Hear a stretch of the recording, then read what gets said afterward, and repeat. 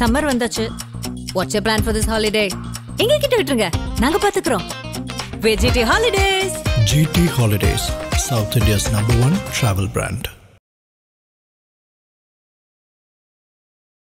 சீமான் அவர்களுடைய ஆடியோ பதிவுகள் நிறைய வந்துட்டு இருந்துச்சு அப்படின்னு பார்க்கணும். தமிழக பாஜக தலைவராக நயினார் நாகேந்திரன் சொல்லியிருக்கிறாரு, தமிழ்நாடு அரசு என்னோட தொலைபேசி வந்து ஒட்டு கேட்குது. இந்த ஒட்டு கேட்பு அப்படிங்கிறது ஏன் ஸ்டாலின் ஆட்சியில இவ்வளவு ஜாஸ்தியா இருக்கு அப்படின்னு நினைக்கிறீங்க? இந்த ஒட்டு கேட்கறதுன்றது மகா மட்டமான ஒரு அரசியல் பிற்போக்குத்தனம். இது பிரச்சனை எனக்கு எதிர்கட்சிக்காரன் பண்றது இல்லை, மக்கள் என்ன என்னை பற்றி அதிருப்தியாக பேசுகிறாங்க. அப்போ நான் மக்களுக்கு செய்ய வேண்டியதை சரியாக செய்திருந்தா ஒட்டு கேட்கணுன்ற பயமும் அச்சமும் எனக்கு இருக்குது இல்லை. நான் கள்ளத்தனத்தில் இருக்கிறப்ப எனக்கு எதிராக நீங்கள் என்ன செய்வீங்களேன்னு ஒரு கள்ளத்தனம் வருது இல்லை. அண்ணா பல்கலைக்கழக இந்த விஷயம் எங்கே போச்சுன்னு தெரியல. இல்லை ஆம்ஸ்டாங் கொலையில் என்ன பின்னணி ஏது என்னன்னு ஊற்றி உடனே அவசர அவசரம் முடிச்சு வழக்கு கொண்டு போய் வச்சுட்டு அது பேசப்பட்டதா இல்லை. அதுக்கு அடுத்தது உங்களுக்கு கள்ளக்குறிச்சி மரணம் விஷ சாராயத்தை பற்றி பேசப்பட்டதா, இந்த மாதிரியான நாளாந்தார விஷயத்தை சொல்லி நகர்த்தி கொண்டு போவதற்காக இந்த ஒட்டுக்கேட்பு விஷயம் அரசியல் இங்கே தலை தூக்கி இருக்குது. அவர்கள் மோசமாக பயந்து போயிருக்கிறாங்க. அதுக்கு என்னுடைய வெளிப்பாடு தான் இந்த ஒட்டு கேட்கிற விஷயம் வந்து. இல்ல நீங்க மோசமா பயந்துருக்காங்க அப்படின்னு. ஆனா வந்து முதலமைச்சர் வந்து நாங்க அவுட் ஆஃப் கண்ட்ரோல், டெல்லியா இருந்தாலும் சரி யாரா இருந்தாலும் சரி எல்லாருக்கும் நாங்க அவுட் ஆஃப் கண்ட்ரோல் தான். அமித்ஷா இல்ல, எந்த ஷா வந்தாலும் நாங்க பயப்பட மாட்டோம். நீங்க அண்டர் கண்ட்ரோல் பாஜக தெரியுமா? இல்ல அவங்க அவுட் ஆஃப் கண்ட்ரோல் இல்ல, அண்டர் கண்ட்ரோல். நான் சொல்றேன், பட்டியலிடுறேன், நான் சொல்றேன்னு இல்லைன்னு பேசுங்க, விவாதிப்போம் வாங்க. பாஜகவுடன் அதிமுக கூட்டணி வைக்கிறது, நீட்டை கைவிடுவதாக சொன்னால் நாங்கள் கூட்டணி விரும்புகிறோம்னு அதிமுக சொல்லியிருக்கணும் இன்னைக்கு சொல்றாருல ஐயா ஸ்டாலின். அன்னைக்கு காங்கிரஸ் கூட இருந்துகிட்டு நீட்டுக்கான விஷயங்கள்லாம் கொண்டு வந்து நீதிமன்றத்தில் இது எங்களுக்கு உடன்பாடு இல்லை, நாங்கள் ஆதரவை வாபஸ் வாங்கிக்கிறோம் எப்பயாவது சொல்லியிருக்கீங்களா? டாஸ்மாக்கள் சர்வசாதாரணமாக 1000 கோடி உண்டு. பாத்ரூம் கழுவுறதுக்கான டெண்டர் விட்டதில் 1000 கோடி கிட்ட வரும். சிவில் சப்ளை கார்பரேஷன் எடுத்துட்டு போனதில் 1000 கோடி கிட்ட வரும். இப்படி அடுக்கடுக்கா ஏற்கனவே 30,000 கோடி. அதுக்கு முன்னாடி மணலில் மட்டுமே 60,000 கோடி எங்க இருக்குன்னு தெரியல. எனக்கு ஒரே ஒரு கேள்விக்கு மட்டும் நீங்கள் பெரியாரிஸ்டாக இருந்தால் பதில் சொல்லிடுங்க, தயவுசெய்து முற்போக்குவாதி இருந்தால் பதில் சொல்லுங்க.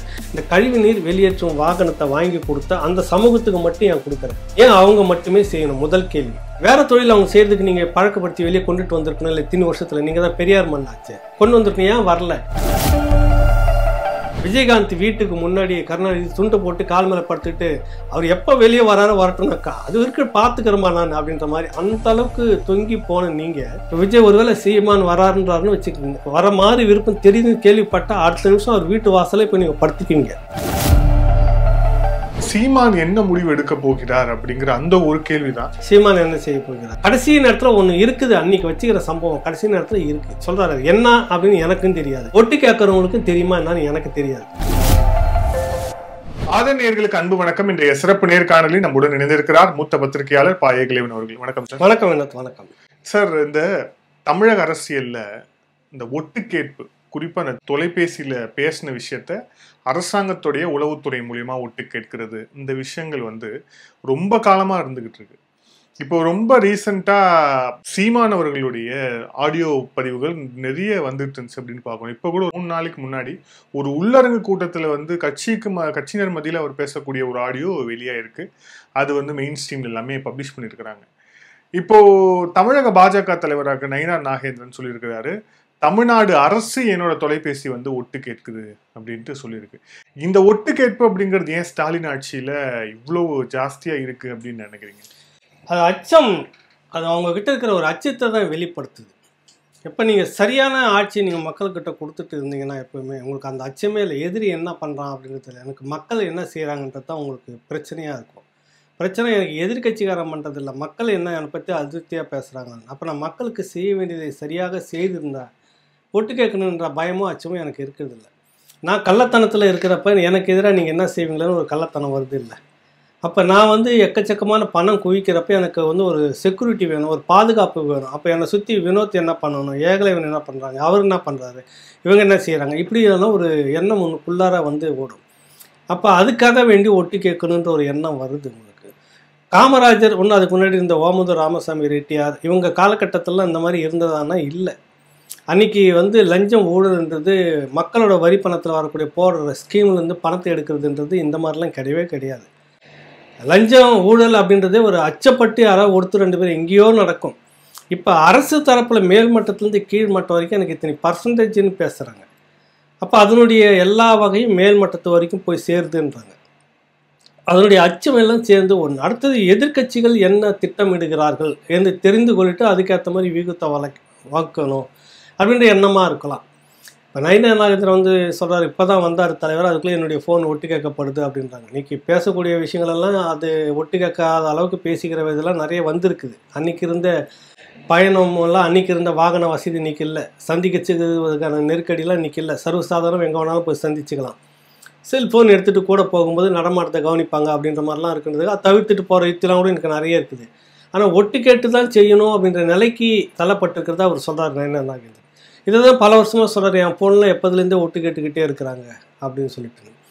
இப்போ ஒரு புத்தக வேலைகள்லாம் திருச்சி வேலுசாமி அவர்கள் இருந்துட்டு இருந்தப்போ, அந்த தூக்கு கயிற்று நிலையம் ராஜீவ்காந்தி படுகொலைன்றப்ப நிறைய அவருடைய தொலைபேசி வந்து பேசிக்கிட்டே இருப்பார். 2 பேரும் குறுக்கால சில சத்தம்லாம் கேட்கும், சிரிப்போம். அவர் சிரிப்பார். வெளிப்படையாக சொல்லிட்டே என்னை கூப்பிடுங்க, நேரடியாக நான் உட்கார வைங்க, இதுக்கு தான் இந்த வேலையை நாங்கள் செய்கிறோம் அப்படின்னு அவன்கிட்டே வெளிப்படையாக சொல்லிடுறேன். ஏன் போட்டு உசுறு எடுக்கிற, எப்போ பாரு ஒட்டு கேட்டுன்னு கூட அப்படின்லாம் பேசுவார். கிண்டலாகவே பேசியிருக்கிறார். இந்த ஒட்டு கேட்கறதுன்றது மகா மட்டமான ஒரு அரசியல் பிற்போக்குத்தனம் இது. இப்போ உங்களுக்கு ஜனதா கட்சி ஆட்சி இருக்கும்போது ராஜீவ்காந்தி ஒரே ஒரு சின்ன விஷயந்தான் அப்படி போட்டார், தூக்கி போட்டார். பெரும் அரசியலாக வெடிச்சது டெல்லியில். அது ஆதரவை விலகிக்கிற நிலைக்கு போனது. என்னுடைய செயல்பாட்டை, என்னுடைய நடமாட்டத்தை, என்னுடைய இதை வந்து இவங்க ஒட்டு கேட்குறாங்க. அந்த அரசு ஒட்டு பார்க்குது, ஒட்டு கேட்குது அப்படின்னு. அப்புறம் உளவு பார்க்குது, ஆள் வச்சு உளவும் பார்க்குறாங்க. என்னுடைய வீட்டுக்கு முன்பாக இந்த மாதிரி உளவுத்துறை என்னுடைய ஆட்கள் இருந்து பிடிச்சி பிரச்சனைகள்லாம் நடந்தது, நீங்கள் படிச்சிருப்பீங்க. அது பெரிய அரசியலாக அன்றைக்கி வெடிச்சது. நான் இல்லைன்னு எவ்வளோ கதறினாங்க. பட் இவங்க அந்த உளவுத்துறை ஆட்கள் வந்து இங்கே வந்து பண்ண விஷயங்கள்லாம் வாசல்லே பிடிச்சி வேவு பக்கம் வந்தாங்க. அது அந்த ஸ்டேட் போலீஸு, இப்படியான பல பிரச்சனை நடந்தது. அதிமுக ஆட்சி காலத்தில் நடராசன் அவருடைய வீட்டுக்கிட்டே வந்து உளவுத்துறையினுடைய அவர் தியாகராய நகரில் தான் நான் கூட போய் பேட்டி எடுத்தேன். அவர் அடித்ததாக சொல்லி நடராசனை செல்வி ஜெயலலிதா அரசே கைது பண்ணிச்சு. நீ காவல்துறையால் அடிச்சது தப்புன்னு சொல்லிட்டு கைது பண்ணிச்சு. அது இப்படி பல விஷயங்கள் தமிழ்நாட்டுக்குள்ளேயும் டெல்லியிலையும் நடந்திருக்குது.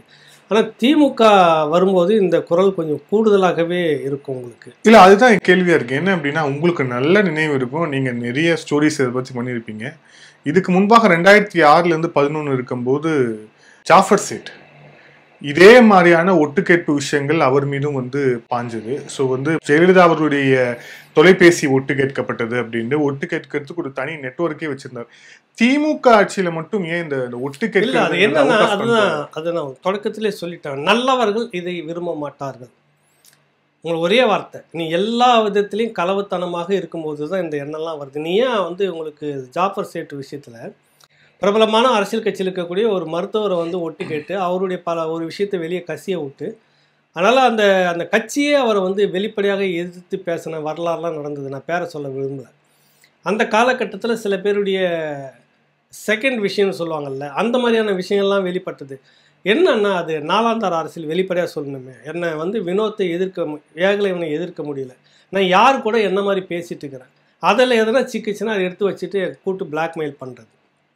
என்னுடைய பண பரிவர்த்தனை எதனா இருந்துச்சுன்னா அதை எடுத்து திடீர்னு உனக்கு பணம் இங்கே வந்துச்சு, செலவுக்கு நீங்கள் இங்கே வாங்கியிருக்கிறீங்க, யார் கொடுத்தாங்க, அவங்க எதை வச்சு பிளாக்மெயில் பண்ண வேண்டியது. ஆக நேரடியாக எதிர்த்து அரசியல் செய்ய முடியாது. அப்படி நாலாந்தரை வேலையை செய்கிற போக்கு வந்து இவங்க வந்தால் தலை தூக்கிடுது. அதை நம்ம விமர்சனத்துக்கு சொன்னா கூட வேறு மாதிரி அவங்க நினைக்கிறாங்க. போட்டிக்காகவே பேசுகிறார், இவர்களுக்காகவே பேசுகிறார். நீங்கள் இப்படி தான் இருக்கிறீங்க. அதிமுக ஆட்சியில் இவ்வளோ இப்படி தான் ஒட்டு குறிப்பிட்ட சிலர் விஷயம் தப்பாக நடக்குதுன்னு தோணுச்சுனாக்கா ஒட்டு கேட்குற பழக்கம் இருந்திருக்கு, ஃபாலோ பண்ணதெல்லாம் நடந்திருக்குது. 69% இடஒதுக்கீடுக்கு எதிராக டெல்லிக்கு அப்பீல் போக போகிறாங்க திமுக பின்னணியில். ஏன்னா அது அவங்களுக்கு ஒரு பேர் வந்துச்சு, ஸ்டாண்டர்ட் ஆக போகுது. இது விரும்பாத வழக்கம் போல் போய் கோத்து விட்டு இழுத்துக்கிட்டே இருந்துச்சுன்னா நடக்காது இல்லை, இப்படி கெடுதல் வேலையை பண்ண போகிறாங்கன்னு இந்த விஷயங்கள் தான் ஒட்டு கேட்பு நடந்தது. ஒரு விஷயமா நடந்தது, அசம்பாவிதம் நடந்தது. எஸ்டி சோமசுந்தரம் தலைமையில் தான் அதுக்கு ஒரு டீம் போனாங்க, வழக்கறிஞர் அடிச்சது வச்சலாம். அது சட்டவிரோதம், நம்ம அதை நியாயப்படுத்தலை. அந்த ஒட்டு கேட்பு அதுக்கு பயன்படுத்துது. கடைசியாக அவர் நீதிமன்றத்துக்கே போக முடியாமல் அது நடந்து அப்புறம் அந்த 69% இடஒதுக்கீடு நிலையாக ஆனது.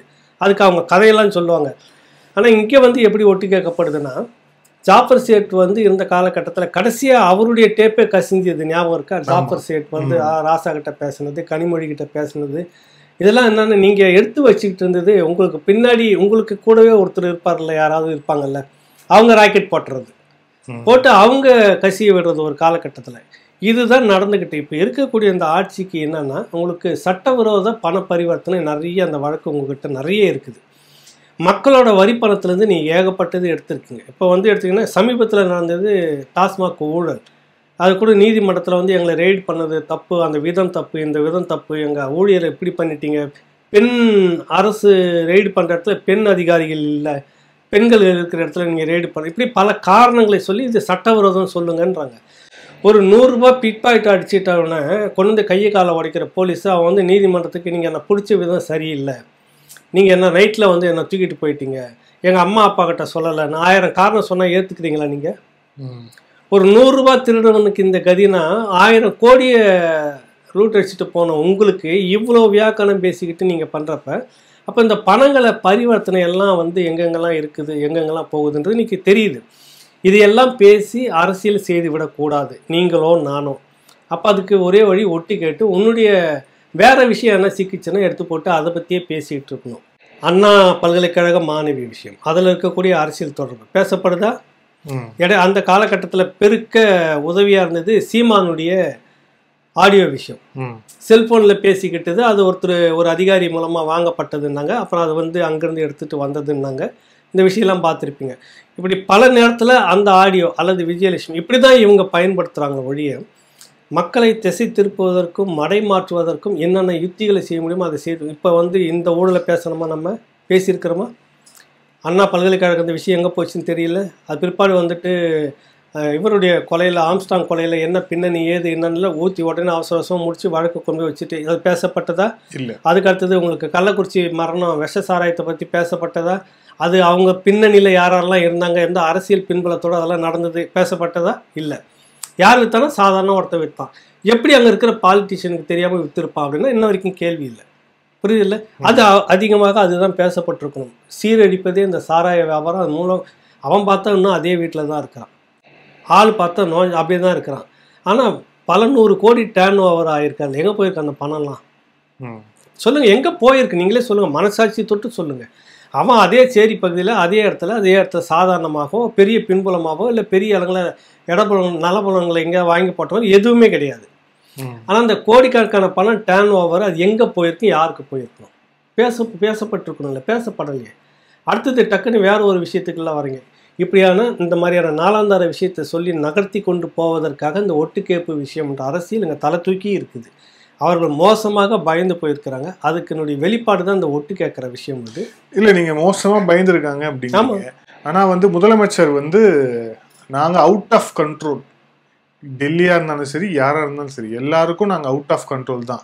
அமித்ஷா இல்லை, எந்த ஷா வந்தாலும் நாங்கள் பயப்பட மாட்டோம், எங்களை எதுவுமே பண்ண முடியாது, தமிழ்நாடு அரசு எப்போவுமே அவுட் ஆஃப் கண்ட்ரோல் தான். வெளியில் இருக்கிறோன்றீங்க. நீங்கள் அண்டர் கண்ட்ரோல் பாஜக தெரியுமா? இல்லை, அவங்க அவுட் ஆஃப் கண்ட்ரோல் இல்லை, அண்டர் கண்ட்ரோல். நான் சொல்கிறேன், பட்டியலிடுறேன், நான் சொல்கிறேன்னு இல்லைன்னு பேசுங்க, விவாதிப்போம் வாங்க. அவுட் ஆஃப் கண்ட்ரோல்னால் எப்படி? எந்த காலகட்டத்திலையும் நாங்கள் வந்து அவுட் ஆஃப் கண்ட்ரோல்னாக்கா இந்திய அரசில் இந்த இடத்துல அதிமுக அரசியல் 67க்கு பிறகு நீங்கள் பார்த்தீங்கன்னா அதிமுக நீங்கள் 2 பேரை விட கிட்டத்தட்ட 18 ஆண்டுகள் மத்திய அரசத்தினுடைய அங்கத்தில் உள்ளே இருந்துக்கிட்டு இருந்தீங்க. நீங்கள் எப்படி அவுட் ஆஃப் கண்ட்ரோல்னு சொல்ல முடியும்? சொல்லுங்கள் வினோத்.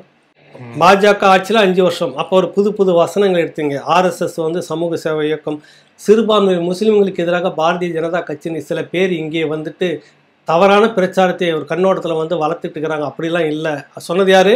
கருணாநிதி, முரசொலி மாறன் டெல்லியில் சொன்னது. நாங்கள் வந்து எமர்ஜென்சி காலத்திலே காங்கிரஸை விட்டுட்டு ஜனசங்கன்னு சொல்லிட்டு பாஜகனுடைய தாய் கட்சி, அது கூடவும் மார்க்ஸுங்களாம் நாங்கள் தோழர்கள் ஒன்றாக சிறையில் இருந்தோம் பேசுனீங்கல்ல. உங்களுக்கு வேணுன்றப்ப அதை தான் இன்றைக்கி எடப்பாடி கேட்டிருந்தார். நம்ம பல முறை தான் பேசியிருக்கிறோம்.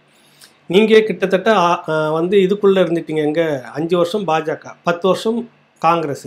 அதுக்கு முன்னாடி வந்து இவர் விபி சிங்கு ஆதரவு நிலைப்பாடு. இப்படி இருந்துட்டு நீங்கள் வந்து அவுட் ஆஃப் கண்ட்ரோல்னாக்கா எல்லா மாநிலத்தை விட அதிகமாக இலையை நக்குனது நீங்களாக தான் இருக்கிறீங்க. அந்த வார்த்தையை நான் சொல்லக்கூடாது, நான் சொல்கிறேன். இருந்தாலும் நீங்கள் சொல்கிறேன், நீங்கள் பேசுகிற உங்கள் மொழியில் சொல்லிக்கிறேன், திராவிட மொழியில் அதிகமாக நீங்கள் உட்காந்து இலையை சாப்பிட்டுட்டு வழிச்சிட்டு வந்திருக்கிறீங்க. நீங்கள் தான். நீங்கள் எப்படி அவுட் ஆஃப் கண்ட்ரோல்னு சொல்ல முடியும்? Under control. நீங்கள் பாஜகவின் இல்லை மத்திய அரசின் கீழே இருக்கக்கூடிய ஆட்கள். நீங்கள் ஏதாவது ஒன்று எதிர்த்து நீங்கள் இது வரைக்கும் ஒன்றிய அரசுகிட்ட பெற்று வாங்கியிருக்கீங்களா? ஜிஎஸ்டி நீங்கள் இருக்கும்போது உருவானது, கருவாய்க்கு உருவானது. இப்போ இருக்கிற நீட்டுக்கு ஆரம்ப புள்ளியே நீங்கள் இருக்கும்போதே தான், காங்கிரஸ் உங்கள் கூட்டணி இருக்கும்போதே தான் உங்களுடைய கட்சியினுடைய, உங்கள் கூட்டணி கட்சியினுடைய சிதம்பரம் அவங்க மனைவி உச்சநீதிமன்றத்தில் அந்த நீட்டுக்காக ஆஜராகி அப்படிலாம் இருந்தால் நாங்கள் எதிர்க்கிறோம், கூட்டணி விட்டு வெளியே போகிறோம் நீங்கள் சொல்லவே இல்லையா பாப்பா? நீங்கள் சொல்லவே இல்லை, சொல்லியிருக்கணும்ல. இன்றைக்கி பாஜகவுடன் அதிமுக கூட்டணி வைக்கிறது, நீட்டை எதிர்ப்பதாக சொன்னால், நாங்கள் நீட்டை கைவிடுவதாக சொன்னால் நாங்கள் கூட்டணி வைக்க விரும்புகிறோன்னு அதிமுக சொல்லியிருக்கணும். இன்றைக்கி சொல்கிறார்ல ஐயா ஸ்டாலின். அன்றைக்கி காங்கிரஸ் கூட இருந்துக்கிட்டு நீட்டுக்கான விஷயங்கள்லாம் கொண்டு வந்து நீதிமன்றத்தில் இது எங்களுக்கு உடன்பாடு இல்லை, நாங்கள் ஆதரவை வாபஸ் வாங்கிக்கிறோன்னு எப்போயாவது சொல்லியிருக்கீங்களா? இதெல்லாம் மறந்துட்டாங்களா எல்லாருமே? இல்லை யாரும் பேச ஆள் இல்லைன்னு நினைக்கிறீங்களா? இது எவ்வளோ பெரிய துரோகம்! எங்கே நீங்கள் அவுட் ஆஃப் கண்ட்ரோலில் இருந்தீங்க? இன்றைக்கி ஜிஎஸ்டி வந்துட்டு மாநில உரிமை மொத்தமும் எடுத்துக்கிச்சு இல்லை, போட்டதே யார் சாமி? சிதம்பரம். நீங்கள் கூட இருக்கும்போது தானே. அவுட் ஆஃப் கண்ட்ரோலாக அண்டர் கண்ட்ரோலாக நீங்கள் சென்ட்ரல் கவர்மெண்ட்டுக்கு, காங்கிரஸுக்கும் அண்டர் கண்ட்ரோலாக இருந்திருக்கீங்க, பாஜகவுக்கும் அண்டர் கண்ட்ரோலாக இருந்திருக்கீங்க. நீங்கள் இப்போ கூட நீங்கள் வந்து அதானி இந்த இது துறை, அது என்ன துறைமுகம், காட்டுப்பள்ளி துறைமுகம், அவுட் ஆஃப் கண்ட்ரோலாக அண்டர் கண்ட்ரோலாக நீங்கள் இடத்த கொடுத்து மக்களுக்கு விரோதமாக நீங்கள் செயல்பட்டுக்கிறீங்க. மக்கள் எதிர்த்து போராட்டம் நடத்துகிறாங்க. நீங்கள் உங்கள் கூடவே இருக்கக்கூடிய திமுக ஆட்களை வச்சு ஒரு போலியாக ஒரு உருவாக்கத்தாங்க பண்ணுறீங்க, மக்கள் ஆதரிக்கிற மாதிரி. அது அண்டர் கண்ட்ரோலா அவுட் ஆஃப் கண்ட்ரோலா? அதான் இந்த பரந்தூர் விமான நிலையம் நீங்கள் போயிட்டு வந்திருந்தீங்க, மக்கள் எல்லாம் மனு போட்டு காத்துட்டு இருக்கிறாங்களா, இங்கே எங்களுக்கு விமான நிலையம் வேணும், விவசாயிகள் நாங்கள் இங்கே வந்து விளையிற பொருளெல்லாம் நாங்கள் விமானத்தில் ஏற்றிட்டு போகணும், எங்கன்னா கோரிக்கை வச்சாங்களா உங்களுக்கு? 1000 நாளை தாண்டி இருக்கு போராட்டம். அந்த போராட்டத்தை கொச்சப்படுத்துறது யார்? நீங்கள். செய்து முடிப்புன்னு சொல்கிறது யார்? நீங்கள். அது நடந்தே தீர்னு சொல்கிறது யார்? உன் கட்சி, உன் அரசு, உன்னுடைய கட்சி மந்திரி ஏவா வேலு. 8 வழி சாலைக்கு வந்து பசுமை சாலையை அது பேரை மட்டும் மாற்றிருக்கீங்க, அது அமைச்சே தீர்வுன்றீங்க. நீங்கள் எப்படி அவுட் ஆஃப் கண்ட்ரோல்னு சொல்கிறீங்க? எப்படி அண்டர் கண்ட்ரோல்? அடிமையாக இருந்துக்கிட்டு நீங்கள் அவுட் ஆஃப் கண்ட்ரோல். அதிமுக அரசை விட மோசமான அடிமையாக நீங்கள் எதிர்க்க திராணி உங்களுக்கு துளியும் கிடையாது. ஒருபோதும் மத்திய அரசை உங்களால் எதிர்க்கவே முடியாது. பாரதிய ஜனதா கட்சியாக இருக்கட்டும், காங்கிரஸாக இருக்கட்டும். இல்ல, அவங்க என்ன சொல்றாங்க, இப்போ உச்சநீதிமன்றத்துல ஆளுநர் ரவிக்கு எதிராக அவங்க போய் வழக்கு போட்டு கவர்னரிடம் பெண்டிங்ல இருந்த எல்லா இதையும் வந்து உச்சநீதிமன்றமே கிளியர் பண்ணி அனுப்புனதுக்கு அப்புறம் அது இப்போ ஒரு ஆல் இண்டியா செட்டிங் ஆகி ஜனாதிபதிக்கும் காலக்கெடு விதிச்சிட்டாங்க உச்சநீதிமன்றம். சோ இவ்வளவு பெரிய வெற்றி பாருங்க, பாஜக எதிரான இவ்வளவு பெரிய வெற்றி, இதை சாத்தியப்படுத்தியது திமுக அப்படின்னு. இல்ல இது சாத்தியப்படுத்துனா இதுக்கு விதை போட்டது அதிமுக செல்வி ஜெயலலிதா. முதல்ல நீங்க தெரிஞ்சுக்கணும், புரியுதுல? வரலாறு தெரியாதவங்க கிட்ட பேசாதீங்க, தயவு செய்து வரலாற்றை திரிக்காதீங்க, ஸ்டிக்கர் ஓட்டாதீங்க. நீங்கள் இந்த வேலையை செய்தது முழுக்க செல்வி ஜெயலலிதா. அன்னைக்கு ஆளுநர் சென்னாரெட்டி இருந்துட்டு இருந்தார். உங்களை போலலாம் வந்துட்டு அந்த எல்லை வரைக்கும் போயிட்டு அப்படி கோஷம் போட்டு கருப்பு கொடி காட்டு வந்துக்கிட்டே இல்லை அதிமுக காரன். திண்டிவனத்தில் ரவுண்டு கட்டி அடித்தாங்க ஆளுநர் சென்னாரெட்டியை. 2.5 மணி நேரம் நடு ரோட்டில் தவிக்க விட்டாங்க. செய்தவர் விசி சண்முகம். இன்னைக்கு புரியுதில்ல? அந்த ஆளுநர் மாளிகைக்கு தண்ணி சப்ளை பண்ணல, கரண்ட்டு துண்டிச்சு விட்டாங்க, சட்டமன்றத்தை கூட்டினாங்க. உங்களை மாதிரி பேருக்கு அவர் கூப்பிட்டுட்டு வந்தே தான் தீரணும்னு கூப்பிட்டுட்டு அங்கே வந்துட்டு அவர் உரையை வாசிக்க சொல்கிறப்ப அவர் நீங்கள் எழுதி கொடுத்ததெல்லாம் வாசிக்க முடியாதுன்னு அவர் சொல்ல வெளிநடப்பு அவர் ஒரு அதிருப்தி கருத்து தெரிவிச்சுட்டு போக அதுக்கு மறுப்பு கருத்தை நாங்கள் செய்யணும்லாம் அவர் நாடகம் ஆடவே இல்லை. நேராக அன்றைக்கி சபாநாயகர் வந்துட்டு சேடப்பட்டி முத்தையான்னு நினைக்கிறேன், நேராக வந்து முடித்தாங்க, சட்டமன்றத்தை கூட்டினாங்க. ஆளுநரே கிடையாது. போட்ட தீர்மானம் என்ன தெரியுங்களா உங்களுக்கு? மசோதா என்ன தெரியுங்களா? இந்த ஆளுநர் ஒப்புதல் இல்லாமல் இந்த இதெல்லாம் நடக்கணும். பல்கலைக்கழகத்தினுடைய துணை வேந்தரை இனிமேல் அந்த வேந்தரே வந்து ஆளுநரே கிடையாது. முதலமைச்சர் தமிழ்நாட்டுக்கு யாரோ அவங்க தான் முதலமைச்சர். போட்டது யாரு? கல்வி மந்திரி தான் துணை வேந்தர். தனியார் நிறுவனங்களுக்கு அந்த நிறுவனத்தை சார்ந்தவர்கள் ஜேபிஆர் இருக்கிறாருன்னா ஜேபிஆர் துணை வேந்தர், விஐடி இருக்கிறாருன்னா விஐடி துணை வேந்தர். ஆனால் மொத்தமும் வேந்தர் யாருன்னா தமிழ்நாடு முதலமைச்சர். மசோதா நிறைவேற்றினாங்களே, அது அப்படியே கிடப்பில் இருந்தது. இன்றைக்கி நீங்கள் நீதிமன்றத்துக்கு போயிருக்கீங்க. நீங்கள் எங்கே ஆளுநரை எதிர்த்தீங்க? நீங்கள் அதிமுக செய்தது, அதனால் நீங்கள் அதை வால் ஒட்டி வந்து நீங்கள் செய்திருக்கீங்க. சரி, இப்படி செய்கிறீங்கல்ல, இஸ்லாமிய கைதிகளை விடுதலை செய்யறதில்ல, நீங்கள் எதுக்கு அப்பீல் போகிறீங்க? பெரிய வக்கீல் வச்சு நீங்கள் எதுக்கு அவங்களுக்கு எதிராக கோவை சிறைவாசி அப்பாவி சிறைவாசிகள்னு சொல்லிட்டு இவர்கள் இன்னும் அதே மனநிலையில் தான் இருக்கிறாங்க, வெளியில் வந்து அந்த தீவிரவாத செயல்களில் ஈடுபடுவாங்கன்னு பேசி நீங்கள் அதை விடுதலையை மறுத்தது யார்? நீங்கள் தானே. அதுக்கு அரசாணை 161(4) அப்படின்ற ஒரு சட்டம் பொருந்தும். பொதுவாகவே இந்த 70 விடுதலையில் நீதிபதி ஹரிபரந்தாமன் அன்னைக்கு இருந்த அதிமுக அரசுக்கு, திமுக முரசொலியில் நீங்களும் சொல்கிறீங்க, ஹரிபரந்தாமன் நீதிபதி இன்னும் மற்ற சந்துரைகள் எல்லாருமே சொல்கிறாங்க, காத்துக்கிட்டு இருக்க வேண்டியதில் கவர்னருக்காக வேண்டி தீர்மானம் நிறைவேற்றி அங்கே அனுப்பிட்டு இந்த அரசாணையை இந்த சட்டம் இந்த மாதிரி தேக்கி வச்சுட்டு இருக்கிறார் ஆளுநர் அப்படின்னா நீங்கள் ஒரு ஸ்பெஷல் ஜீவை போட்டு நிறைவேற்றி நடத்திக்கிட்டே போகலான்னு இங்கே இருக்குது. சட்டம் வாங்கிட்டே இருக்குது. நீ எதுக்கு நீதிமன்றத்துக்கு போகிற? அந்த சட்டத்தை பயன்படுத்தி நடத்தி நீங்கள் மனு கொண்டுட்டு விடுதலை பண்ணிட்டு போகலாமே.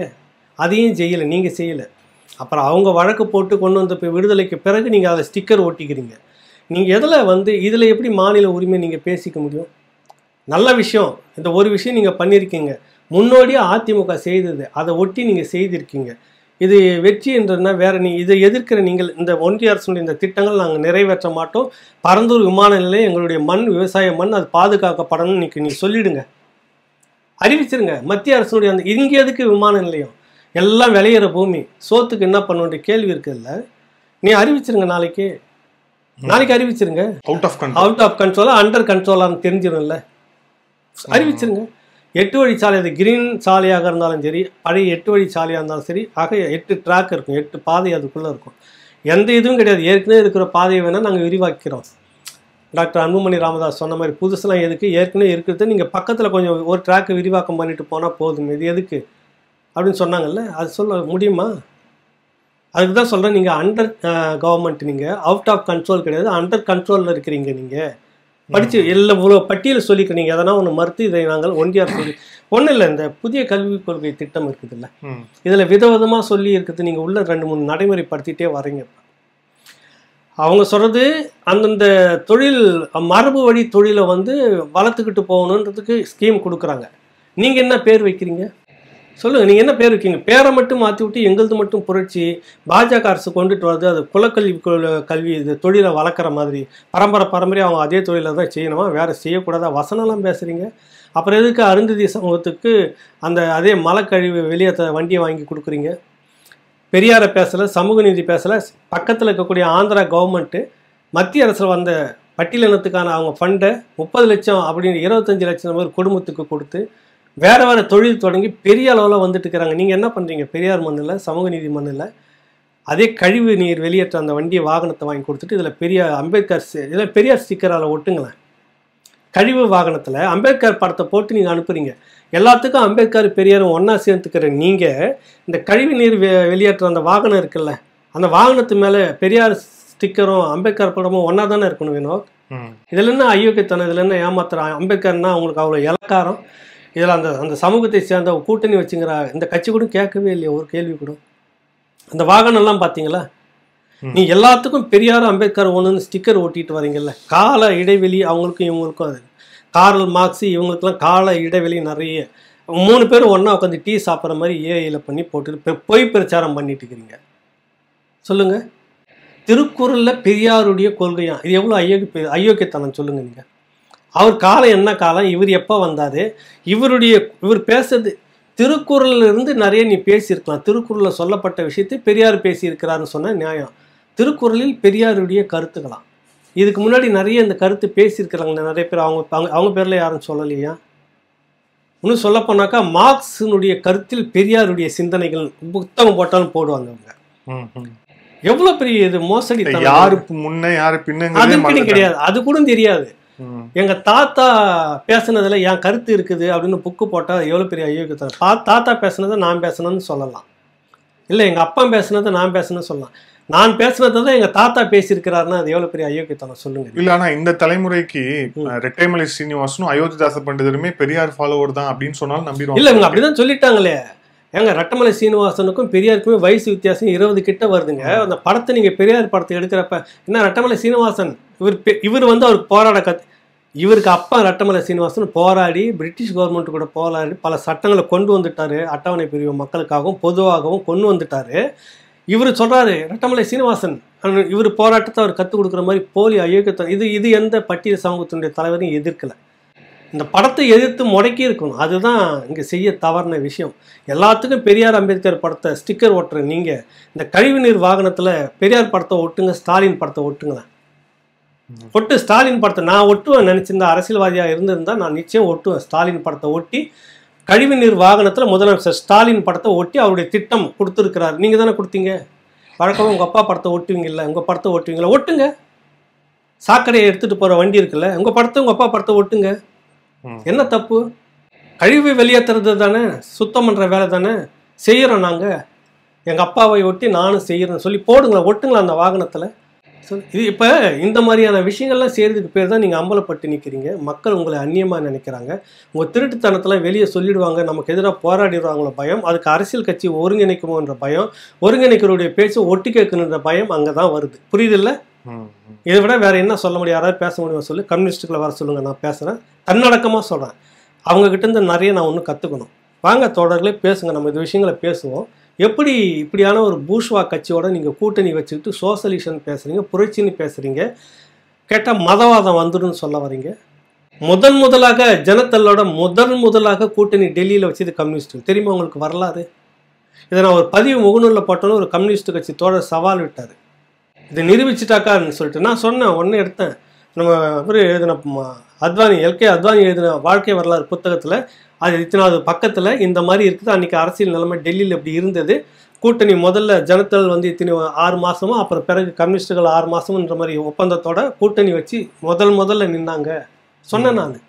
வரலாறு இருக்குது. நீங்கள் பேசுகிறீங்க வந்து கம்யூனிஸ்டுகள், நீங்கள் வந்து இங்கே வந்து மதம் வந்துடும் இல்லை. அதனால் மிகப்பெரிய கொள்ளைக்காரனாகவும் ஊழல் பேரி வழியாக இருக்கணும். நாங்கள் கூட தோல் மேலே கை கவுட்டுன்னு போவோம். எங்களுக்கு லெனினும் மார்க்ஸும் சொல்லிக் கொடுத்த தத்துவம் இதுதான் நீங்கள் சொன்னீங்கன்னா நாங்கள் உங்களை என்ன சொல்கிறது சொல்லுங்கள்.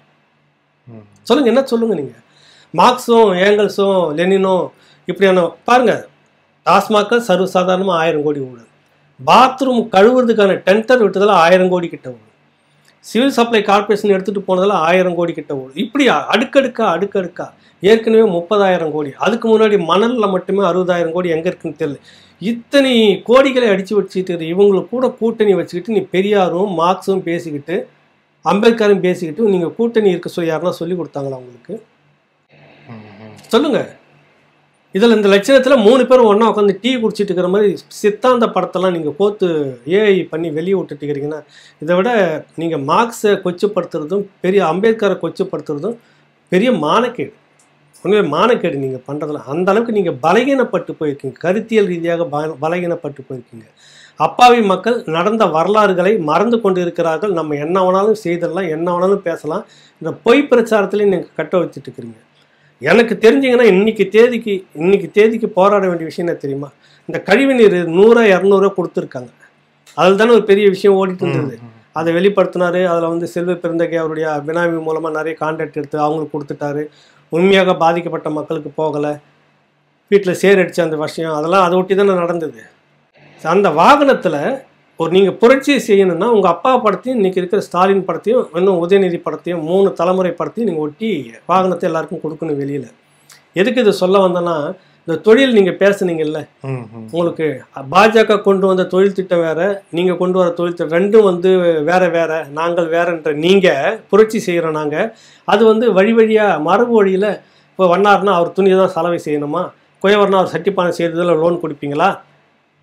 அவங்க சொன்ன நோக்கம் வேறு. அந்த மரபு வழி தொழில் என்னென்ன இருக்குதோ அதை விரும்புகிறவர்கள், அவங்களுடைய தொழில் நலிந்து விடுறவங்க நினைக்கிறவங்க லோன் வாங்கிட்டு நீங்கள் செய்ய ஊக்குவிக்கிறோம். சட்டிப்பானை வேணும், நான் செய்கிறோமா? இன்றைக்கி அடுத்த அட்வான்ஸு வேறு தலைமுறை எடுத்துகிட்டு ஒரு காலகட்டத்தில் முடித்திருத்தம் செய்தவர்கள் யார் செய்துட்டு இருந்தாங்க?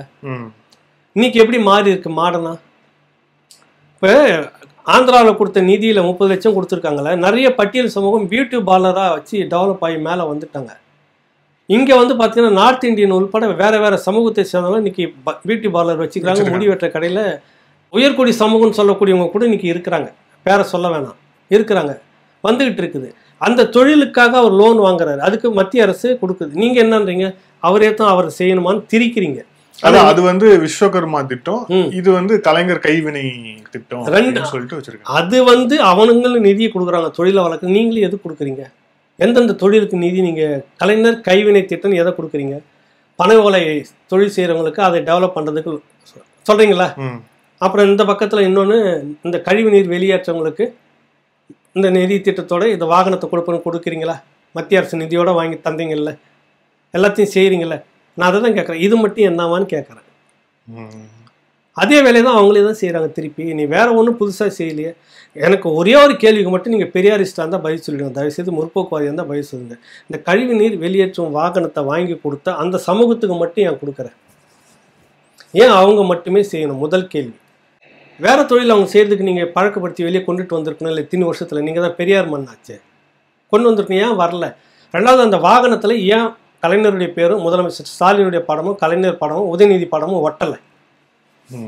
மற்றதெல்லாம் போய் ஒட்டிக்கிறீங்கல்ல. இதுலேருந்தே உங்கள் சமூக நீதி புத்தி எவ்வளவு அழுக்கானதுன்னு தெரியுதான்னு நான் கேட்க வரேன். சீமானவர்கள் தொடர்பு அவருடைய கூட்டணி, அதுக்கப்புறம் அரசியல் 2026 நாம் தமிழருடைய நகர்வு எப்படி இருக்கும் எல்லாம் பேசுறதுக்கு முன்பாக ரொம்ப ரீசெண்டாக ஒரு பதிவு வந்துச்சு. சாட்டை துரைமுருகன் அவர் நடத்தக்கூடிய அந்த வலைவலிக்கும் நாம் தமிழருக்கும் தொடர்பு இல்லை, அதில் அவர் போடுற எல்லா விஷயத்துக்கும் வந்து நாம் தமிழர் பொறுப்பேற்காது அப்படின்ட்டு போட்டிருந்தாங்க. அதுக்கு நாம் தமிழர்லேருந்து வெளியேறிய ஜெகதீச பாண்டியன் உள்ளிட்டவங்கலாம் அதுக்கு ஆமாம் அது சரிதான், கட்சியை விட்டே நீக்கணும் அவரை. ஜெகதீச பாண்டியன் சொல்லிட்டே வரும்போது உங்கள் பெரியும் குறிப்பிட்டார். உங்கள் பெரியும் குறிப்பிட்டு தமிழ் தேசியத்துக்காக நிறைய பேர் ஊடகம் நடத்திட்டு இருக்கிறாங்க. ஐயா ஏகலைவன் இருக்காரு. பட் ஆனால் இவர் தான் பெருசா அப்படிங்கிற மாதிரி ப்ரொஜெக்ட் பண்ணுறாங்க. அது தவறு, அப்படி செய்யக்கூடாது அப்படின்ட்டு. இப்போ ஒட்டுமொத்தமாக இந்த நிகழ்வு எப்படி பார்க்குறீங்க சார்? இல்லை, இது எனக்கு ஒரு இதுவாக இது ஏற்கனவே ஒரு முறை அறிவிச்சிட்டாங்க. இது எனக்கு ஒன்றும் பேசக்கூடிய அளவுக்கான விஷயமா அதை நான் பார்க்கல. அது பேசக்கூடிய விஷயம் என்னன்னா, இந்த கட்சிக்குள்ளே இருந்துக்கிட்டு ஒரு பேசுறதெல்லாம் கட்சி சார்பான விஷயமா இருக்கக்கூடாது என்பதற்காக கொடுக்கப்பட்ட அறிக்கை. இந்த மாதிரி நிறைய முறை கலைஞர் கொடுத்துருக்கிறார். அப்போல்லாம் நீங்கள் விவாதம் வைக்கலையே? அப்போ இதுக்கு மட்டும் ஏன் இவ்வளோ பதறி எல்லாம் வரீங்க, எல்லாம் கேட்குறீங்க, எல்லாம் பார்த்தியா அப்படியும் பக்கமாக எழுதுறீங்க. ஜெகதீச பாண்டியன் சொல்கிறாருனாக்கா அது அவருடைய விருப்பம், தனிப்பட்ட கருத்து. இது எனக்கு ஒரு பொருட்டல்ல. இப்போ இந்த பின்னணியில் அரசியல் இருக்குல்ல, இவங்களுடைய அரசியல் திரும்ப நீங்கள் என்ன பண்ணுறீங்க? பாரதிய ஜனதா கட்சி நயினார் நாகேந்திரன் இவர் கூப்பிட்டுட்டாரு, பார்த்தீங்களான்னு நீங்கள் சொல்கிறீங்க. சரி, ஒரு வேளை சேர்ந்துட்டால் அப்படின்னு வைங்களேன்.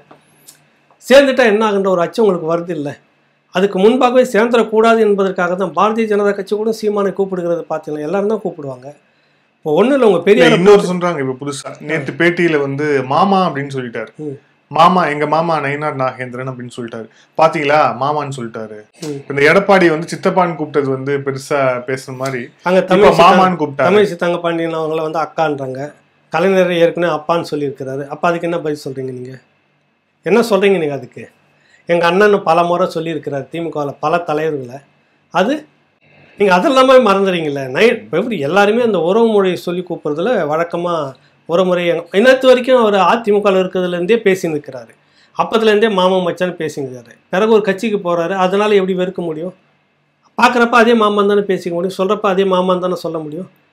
அதில் என்ன தப்பு? இப்போ திமுகவில் கருணாநிதி இதுக்கு முன்னாடி என்னுடைய குரு, என்னுடைய தந்தை, என்னுடைய அப்பான்னு சொல்லிட்டு இருந்தார்ல சீமான், அது சொல்லிட்டு இருந்தார்ல.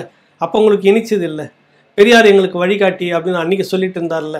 இன்றைக்கி நான் 2009 பிறகு நான் பார்த்தேன், இது வழிகாட்டி இல்லை, வழி மறிக்கிறதா இருக்குது. இன்றைக்கி பேசுகிறப்ப மட்டும் ஏற்று பேசுகிறீங்கள. அதே வகை தான் இதை பார்க்குறேன் நான். நயினார் நாகேந்திரனை மாமான்னு சொன்னதில் என்ன தப்பு இப்போ உங்களுக்கு? சரி, நீங்கள் வெங்கைய நாயுடு அங்கே டெல்லியில் வீட்டில் பார்க்குறப்ப என்ன சொல்லி பேசிக்கிறீங்க? சொல்ல அதெல்லாம் வெளியே வராது. இல்லைங்க, பேசி கேட்ட வினோத்து மடமாக்கக்கூடாது. நான் அதை பேசிடுறேன். அவரை சந்திக்கிறீங்க, என்ன வெங்கைய நாயுடுனா பேசுவீங்க? சொல்லுங்க. அதுவும் வரணும் இல்லை. அண்ணனோ இல்லை மாமனோ இல்லை மச்சனோ ஏதோ சொல்லி தானே பேசிக்குவீங்க. என்னன்னு பேசுவீங்க சொல்லு. நீங்கள் இங்கே கூப்பிட்டு வந்தீங்க அப்பா சிலையை நாயுடே தான் திறந்து வைக்கணும்னு கூப்பிட்டு வரீங்க. அப்பா வேற யாரும் வரக்கூடாது, எனக்கு நாயுடே தான் வரணும். ஏன்னா இது பெரியார் சாதியை ஒழிச்சவர், பெரியார் கூட இருந்தவர் கலைஞர். சாதியை ஒழிச்சதால நாயுடுன்ற பேரில் தான் கல்வெட்டு வச்சு நாங்கள் திறப்போம். கொண்டு வந்தீங்கல்ல. இங்கே இருந்தப்போ என்ன வெங்கைய நாயுடு நல்லா இருக்கீங்களா அப்படியே பேசிக்கிட்டீங்க. என்னன்னு பேசுவீங்க நீங்கள்? என்ன சோனியா நல்லா இருக்கிறியா? எப்படி இருக்கிறாரு சோனியா? மாதாஜி சொக்கத்தங்க பேசுனீங்களா இல்லையா? அதை சொல்லுங்க முதல்ல. எப்படி உங்களுக்கு மாதாஜின்னு வரும்? பேசுனீங்களா இல்லையா? அதை முதல்ல சொல்ல சொல்லுங்கள். இல்லை சோனியா காந்தி இல்லை, அந்த அவங்களுடைய ஒரிஜினல் பேர் செல்வி ஜெயலலிதா ஒன்று சொன்னாங்களே, மறந்து போச்சு. என்ன பேர்? ஆண்டனோ மைனா அப்படின்னு ஒன்று வரும் ஏதோ. அப்படியா சொல்லி கூப்பிட்டுட்டீங்க. கனிமொழி அங்கே போய் பார்க்கும்போதும், ராசா அவங்கள பார்க்கும்போதும், கருணாநிதி ஜி அங்கே போகும்போதும், பூங்கொத்து கொடுத்து சோனியா கிட்ட நிற்கும் போதும், என்ன ஆண்டனியோ ஏன்னா நல்லா இருக்கீங்களா அப்படின்னா பேசிக்கிட்டாங்க. சொல்லுங்கள். சொக்கத்தங்கன்னு ஒரு பேரை வச்சு கூப்பிட்றீங்கள, மாத்தான்னு கூப்பிட்டுக்கிட்டீங்கல்ல, மாதாஜி பேசுனீங்களா அப்படின்னு தானே நீங்கள் பேசிட்டு இருந்தீங்க. இங்கே மாமான்னு சொன்னதில் இந்த மண்ணை சேர்ந்த இந்த சக உறவுக்காரங்களில் சக தமிழ் குடிகளை சேர்ந்த ஒருத்தர் பேசும்போது மட்டும் உங்களுக்கு வருது. நீங்கள் உங்களுக்குள்ளார வெங்கைய நாயுடு பார்க்கும்போது மட்டும் வேறு மாதிரி பேசிக்கிறீங்களா? சொக்கத்தங்க சோனியா பார்க்குறப்போ ஒரு மாதிரி பேசிக்கிறீங்களா? இல்லை ராகுல் இப்போ நீங்கள் என்ன ராகுல் அப்படின்னு பேசிக்கிறீங்களா? இல்லை என்னன்னு தான் பேசுகிறீங்க? அண்ணன் ஏதோ ஒன்று பேசிக்கிங்களா, தம்பின்னு பேசுங்களா, நீங்கள் மாமான்னு கூட கூப்பிட்டுருக்கீங்க, எனக்கு ஒன்றும் பிரச்சனை இல்லை. ஏதோ ஒன்று கூப்பிட்டுருக்கீங்கல்ல, அவர் இங்கே மட்டும் என்ன வாழுதான் சொல்லுங்கள் நீங்கள்.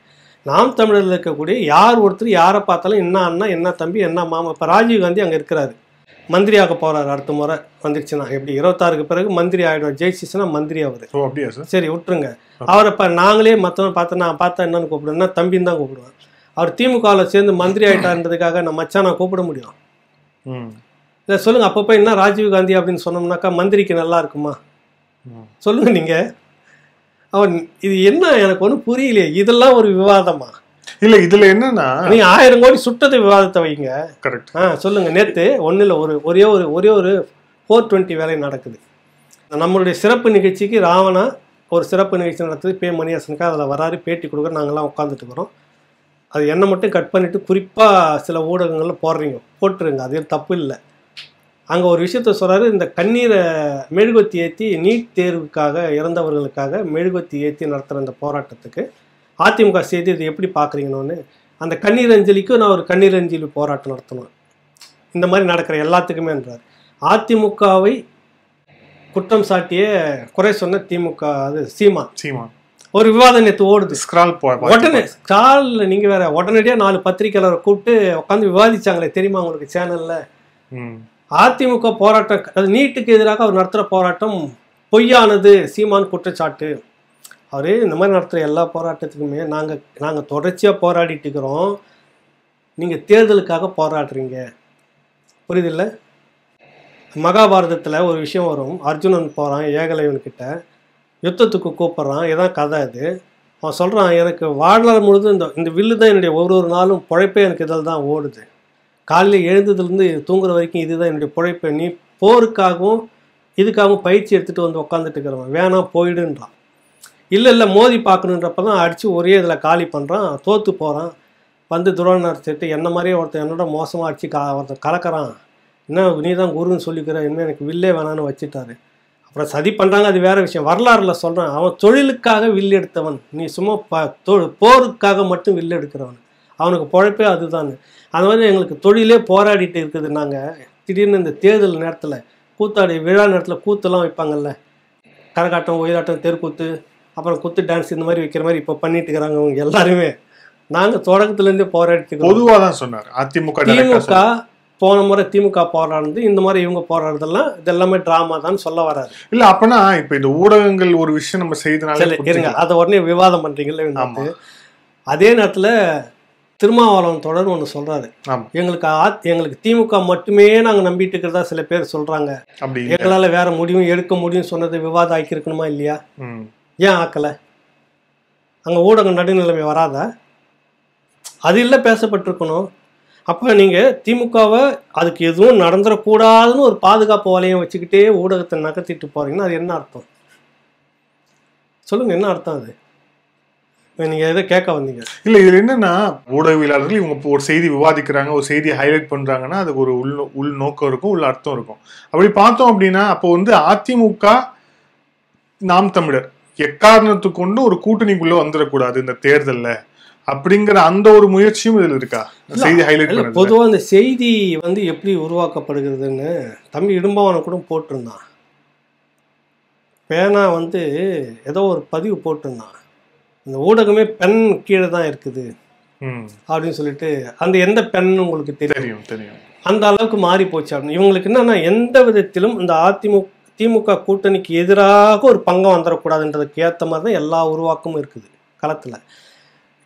நீங்கள் சொன்னீங்க, இவரே தான் சொன்னார், உங்கள் கூட இருக்கிற வைகோவும் சொன்னார், உங்கள் கூட இருக்கிற திமுகவும் திருமாவளவனும் சொன்னார், எந்த காலகட்டத்திலையும் காங்கிரஸோடு எங்களுக்கு கூட்டணி இருக்காது, எங்களுடைய கூட்டணி திமுகவோடு தான்.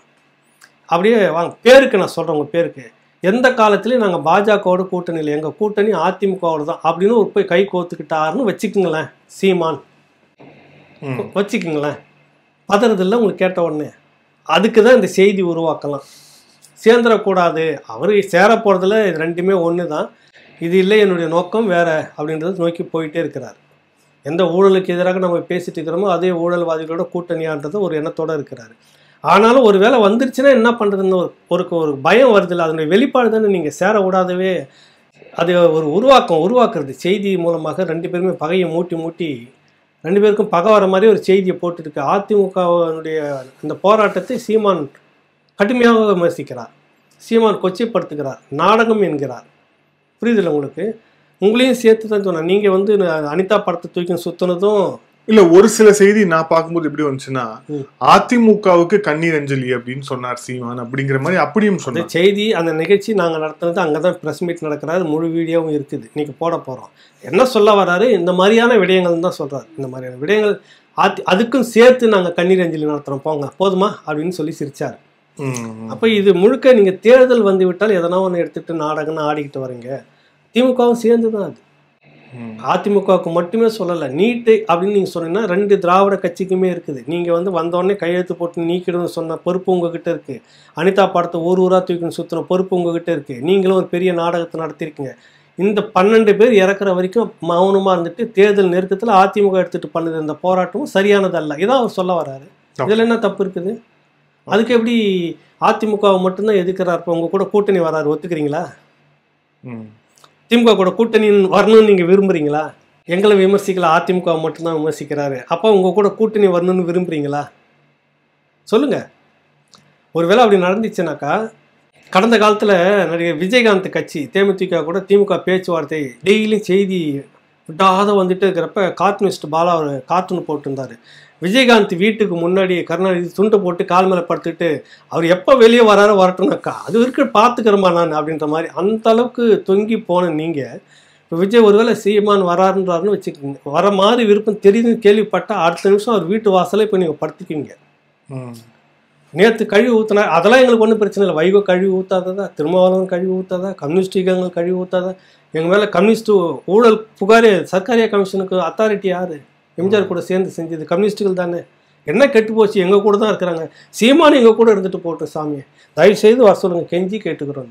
அவர் அந்த முடிவு எடுத்துட்டாருன்னா 2 திராவிட கட்சிகளோட கூடுற முடிவு எங்கள் சுமூகமாக தான் இருக்குது, யார் வேணாலும் பரவாயில்லன்னு மட்டும் தெரிஞ்சுதான் ஒரு செய்தி வெளியில் போச்சுன்னு வச்சுங்க, கதறுவாங்க, காலில் ஊந்து கூட நீங்கள் வந்துருங்க எங்கள் கூட்டணி, கழிவு ஊற்றுனதெல்லாம் பிரச்சனையே இல்லை எங்களுக்கு, அது ஒன்றும் புதுசாக எங்களுக்கு அப்படின்னு. இல்லை, இப்போ ரீசெண்டாக சி ஓட்டர்னு ஒரு கருத்து கணிப்பு நிறுவனம், அவங்க வந்து இந்தியா டுடேவோட இணைஞ்சு எப்பவுமே கருத்து கணிப்பு பண்ணுவாங்க. அவங்க வெளியிட்டிருக்கக்கூடிய ஒரு கருத்து கணிப்பில் கூட இப்போ அதிமுக பாஜக கூட்டணி, அதிமுக கூட்டணி, இன்னொரு பக்கம் வந்து திமுக கூட்டணி, இவங்க 2 பேருக்குமான கருத்து கணிப்பில் வந்து கிட்டத்தட்ட ஒரு டை பிரேக்கர் மாதிரி இருக்குது. 50-50 வந்து இருக்கு. ஸோ 50-50 வந்து இருக்குது. அதுவும் தேர்தலுக்கு இன்னும் 1 ஆண்டு இருக்குது. 50-50 இருக்குது அப்படிங்கிற போது இப்போது அதிமுக தரப்புல இருந்து ஏதோன்னு ஒரு ஆடப் வந்துச்சு அப்படின்னாலே உத்தரவாதமான வெற்றி இந்த கூட்டணிக்கு இருக்கும் அப்படின்னு தான் அவங்க எல்லாமே வந்து கணிக்கிறாங்க. விஜய் அந்த பக்கம் போனாலோ ஆமா, இல்ல சீமான் அந்த பக்கம் நகர்ந்தாலோ 100க்கு 100% அது மரண அடியோட தோற்கிறதுன்னு இந்த பக்கம் முடிவாயிடும். ஏன்னா இந்த பலமான கூட்டணி சொல்ற மேலேயே இது மேல மக்கள் அதிருப்தி இந்த 4 வருஷத்துல கூடி 5வது வருஷத்துல கூடுது. நீங்க அதை கணக்கிலேயே எடுக்கல யாருமே. பழைய கம்யூனிஸ்டுகள் மேல இந்த நம்பிக்கை இன்னைக்கு மக்களுக்கு இருக்குதா? இல்லை. அந்த 10 வருஷம் அதிமுக ஆட்சிக்கு மேலே இவங்க மேலே இருந்த ஒரு நம்பிக்கை இன்னைக்கு மக்களுக்கு இருக்குதா? திமுக மேலே இருக்குதா? 2 கம்யூனிஸ்ட் மேலே இருக்குதா? திருமாவளவன் கட்சி மேலே இருக்குதா? விசிகா மேலே, மனிதநேய மக்கள் கட்சி மேலே இருக்குதா? நீங்கள் என்னெல்லாம் இன்றைக்கி சொல்லி ஓட்டு கேட்டீங்க? கோவை சிறைவாசிகளை விடுதலை செய்வதற்கு திமுக அரசு உதவுன்னு சொன்னீங்கல்ல, சிறுபான்மையினருக்கு பாதுகாப்பாக இருக்குன்னு சொன்னீங்களா, ஒன்றுமே நடக்கலை இன்னைக்கு. இதெல்லாம் இன்னைக்கு வந்து பெரிய அதிருப்தியாக இருக்குது. இது நீங்கள் கணக்கிலேயே எடுத்துக்கிங்களே, பழைய ஓட்டு மட்டுமே வச்சு கணக்கு போடுறீங்களே, இந்த மக்களுடைய எதிர்ப்பை நீங்கள் எங்கேயும் கணக்கில் சேர்த்துக்கலீங்களே, அப்போ என்ன ஆகும்? உங்களுக்குலாம் சேர்த்தாகும். இப்போவே பாதி வீக்காகி இருக்குது. இதில் யாராவது ஒருத்தர் அந்த பக்கம் போய் சேர்ந்துட்டாங்கன்னா முடிஞ்சு போச்சு. இதுக்கு மேலே பேச்சே வேணாம், பிரச்சாரமே வேணாம். நேராக அவங்க வெற்றி இவங்க தோல்வி நீங்கள் இப்போவே எழுதிக்கலாம். நல்லா தானே வரும். அந்த அச்சத்தினுடைய காரணம் தான் இவங்களுடைய செயல்பாடெல்லாம் இப்படி இருக்குது. ஏதாவது ஒன்று சொல்லி டைவெர்ட் பண்ணிவிட்டு இவங்க சேர்ந்துடக்கூடாது. அதிமுக கூட இன்னொருத்தர் போய் சொல்லிக்கிட்டே இருந்தாங்க. இதில் இன்னைக்கு ஒரு கூத்து நடந்தது சட்டமன்றத்தில். ஸ்டாலின் அவர்கள் கேட்குறாங்க, நீங்கள் நேற்று அப்படி சொன்னீர்கள் 2026 2031 வரைக்கும் நாங்கள் கூட்டணி இருக்க மாட்டோம் என்று, எப்படி நீங்கள் கூட்டணி சேர்ந்து விட்டீர்கள்? பார்த்தீர்களா நீங்கள் இப்படியானவர்களா அப்படியானவர்களான்னு. அப்புறம் அது பிற்பாடு எடப்பாடி பேசுறது வரும்னு பார்த்தல கட்டு லைவ். சரி, நீங்கள் உங்கள் அப்பா வந்து இந்த காங்கிரஸை வேரோடும் வேரடி மண்ணோடும் புதைக்கிறதுக்கு தான் இந்த கருணாநிதி உயிரோடு இருக்கிறான் தஞ்சாவூரில் பேசுனது. ஏன்னு கேட்டால் பண்ணி படிக்கட்டில் ஏற்றி இறக்கி அசிங்கமானது இந்திரா காந்தியுடைய போலீஸ் எமர்ஜென்சி பீரியடில், அதுக்காக தான் நான் உயிரோடு இருக்கிறேன்னு சொல்லிட்டு அந்த காங்கிரஸ் கூடயே சேர்ந்தீங்களே கூட்டணி எப்படி?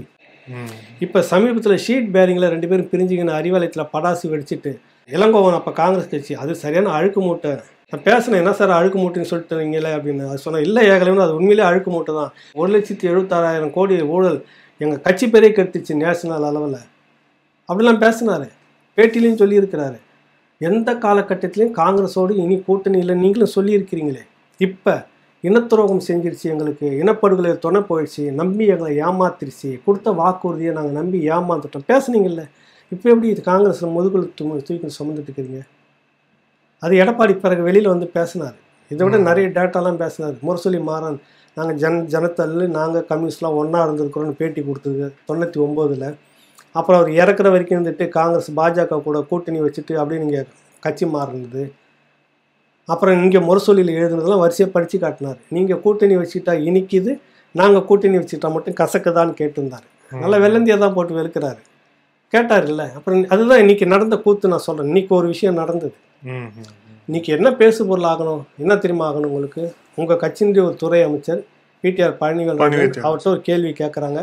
இது என்னுடைய துறைக்கு இவ்வளோ வசதி வாய்ப்புலாம் நிதியெல்லாம் கொடுக்கல, 2 திறமை நிதி ஒன்றும் மற்றபடி அதிகாரம் இது 3 இருக்கிறக்கிட்ட பார்த்து நீ கேட்கணும். நிதி யார்கிட்ட இருக்குது? தங்க தென்னரசுகிட்ட இருக்குது. இவர்கிட்ட அதிகாரம் யார்கிட்ட இருக்குது? சிஎம் கிட்ட இருக்குது. அப்புறம் வந்து தொழில்துறை இருக்கிறது டிஆர் பாலு மகனா, டிஆர் பாலோட பையன் அவருடைய மகன் அவர்கிட்ட இருக்குது. இந்த 3 பேர்கிட்ட கேட்கறத விட்டு என்கிட்ட கேட்குறீங்க, ஒன்றுமே என்கிட்ட நிதி இல்லை, என்ன அப்படி தான் வச்சுக்கிறீங்கன்னு சொல்கிறது. உடனே சபாநாயகர் வந்துட்டு நீங்கள் பாசிட்டிவாக பதிலை சொல்லுங்கள், இதெல்லாம் உள்ளுக்குள்ளே நீங்கள் சிஎம் கிட்ட பேசுங்க. இதுதான் இன்னைக்கு விவாதிக்கப்பட வேண்டியது. ஒரு துறை இந்த அளவுக்கு பலகீனமாக இருக்கணுமா, ஒரு அமைச்சர் இப்படி பேசுகிற அளவுக்கு இருக்கணும், இது விவாதம் பண்ணிக்கணும். பண்ணுறீங்களா? அதெல்லாம் அப்படியே விட்டுட்டு வேறு விஷயத்தில் இன்றைக்கி எடுத்துகிட்டு வரீங்க. நாடு வந்து வேறு போக்கில் போயிட்டுருக்குது. இதில் வந்து கிட்டத்தட்ட பாதி தாண்டிடுச்சு அதிமுக. இன்னும் யாராவது ஒருத்தர் அந்த பக்கம் தாவி விழுந்துட்டு கூட்டணிக்குள்ளே போயிட்டாங்கன்னா முடிஞ்சு போச்சு இவங்க கதை அப்படின்ற மாதிரி இருக்குது. இந்த பயத்தின் வெளிப்பாடு இவங்களுடைய செயல்பாடாக மாறிக்கிட்டு இருக்குது. அடுத்தது ஒரு விஷயத்துலையும் இவங்களுக்கு ஊழல் மோசடி பண்ண அந்த வழக்குலையும் நிறைய பதிலடி வரும்னு நினைக்கிறேன். புரியுதில்ல? எதுவுமே இப்போ திருடிட்டா விட்டுருவாங்களா என்ன நடக்கும்? அது இப்போ அதுவெல்லாம் சேர்ந்ததுன்னா என்ன ஆகும் சிக்கல் உங்களுக்கு? ஆக ஒரு விளிம்பை நோக்கி நகர்ந்துக்கிட்டு இருக்கீங்க, அது மட்டும் நல்லா தெரியுது. ஒரு கார்னரில் போய் நின்றுட்டீங்க, அது மட்டும் நல்லா தெரியுது. நிகழ்கால இறுதியான கேள்வி அதே கேள்விதான். சீமான் என்ன செய்ய போகிறார்? ஏன்னா இப்ப நீங்களே அந்த விளிம்பு நிலையை நோக்கி நகர்ந்துட்டாங்க, அதிமுக அரைக்கடல் தாண்டிடுச்சு அப்படின்னு எல்லா விஷயத்தையும் சொன்னாலும் கூட அது முழு கடல் தாண்ட போகுது அப்படின்னு நினைக்கிறாங்கன்னா அவங்க சொல்ற விஷயங்கள் அப்படின்னா எக்ஸ்ட்ராவான ஓட்ஸ் வந்து இவங்களை நோக்கி வரணும் அப்படின்னு. அதுல சாய்ஸா இருக்கிறது சீமான் மட்டும்தான். விஜய் வந்து அன்டெஸ்டட், விஜய்க்கு என்ன ஓட்டு வரும்னு அவருக்கும் தெரியாதுங்கிற சூழல் தான் இருக்கு. ஸோ அப்போ சீமான் என்ன முடிவு எடுக்க போகிறார் அப்படிங்கிற அந்த ஒரு கேள்விதான் தொடர்ச்சியாக இருந்து கொண்டே இருக்கிறது. நேற்று நடந்த விவாதம், அவர் சொன்னதாக சொன்னது எல்லாத்துக்குமே அடிப்படை வந்து அதுதான். சீமான் என்ன செய்ய போகிறார்? அவர் சொன்ன ஒரு வார்த்தை என்ன தெரியுமா? என்கிட்ட கடைசியா இருக்க ஐயா ஒரு சம்பவம் இருக்குன்னு தான் சொல்றாரு. அது என்ன சம்பவம்னு எனக்கும் தெரியாது. இப்படிதான் சொல்றாரு. 2 பேருமே ஊழல் கட்சி, 2 பேருக்குமே கூட்டணி வைக்க முடியாது, நம்ம என்ன நோக்கம் எடுத்தோமோ அதை நோக்கி தான் போயிட்டு இருப்போம், காலம் மாறட்டும் பார்க்கலான்னு. நான் பல முறை சொல்லிட்டேன், உங்களுக்கு எப்படி இந்திய எதிர்ப்பு ஒரு பெரிய வாய்ப்பாக அமைந்ததோ அந்த மாதிரி நாம் தமிழர் கட்சிக்கு ஒரு பெரிய சம்பவம் வாய்ப்பாக மாறும், மக்கள் எழுச்சி இவர்களுக்கு ஆதரவாக மாறும், அதை வச்சு அதிகாரம் போகிறதுக்கான வாய்ப்பு கூடலாம் நான் சொல்கிறேன். ஆனால் அவர் சொல்ல வர்றது திருப்பி கடைசி நேரத்தில் ஒன்று இருக்குது, அன்றைக்கி வச்சுக்கிற சம்பவம் கடைசி நேரத்தில் இருக்குது சொல்கிறாரு. என்ன அப்படின்னு எனக்கும் தெரியாது, ஒட்டு கேட்குறவங்களுக்கும் தெரியுமா என்னன்னு எனக்கு தெரியாது. புரியுது உங்களுக்கு? ஏன் ஒட்டு கேட்குறாங்கன்னு தெரியுது இல்லை இப்போ. அதான். நன்றி சார். பல கேள்வி. Thank you so much. நன்றி, வணக்கம்.